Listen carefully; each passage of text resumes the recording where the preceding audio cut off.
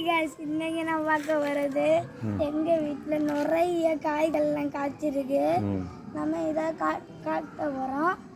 இப்போ நாங்கள் கொஞ்சம் முன்னாடி நட்டு வச்சுருக்கோம். இப்போ மொட்டு எல்லாம் வளர்ந்து இப்போ ஒரு 6 மொட்டு இருக்கும். அடுத்து இங்கே கொஞ்சம் முன்னாடி நட்டு வச்சுருக்கோம். இது அது நட்டு வச்சு இது வந்து ஒரு சக்கை மாதிரி உள்ள வரணும். இது கேரைக்காய். இது இன்னும் கொஞ்ச நாள் கழிச்சு வளரும்.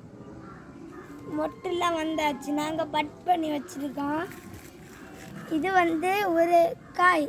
இது யாதுன்னா இது சக்கை மாதிரி இருக்கும், முள்ளா சக்கை மாதிரி இருக்கும். அடுத்து இது நம்ம மீனுக்கெல்லாம் யூஸ் பண்ணலாம், கறிவேப்பிலை. அடுத்து இந்த கம்பு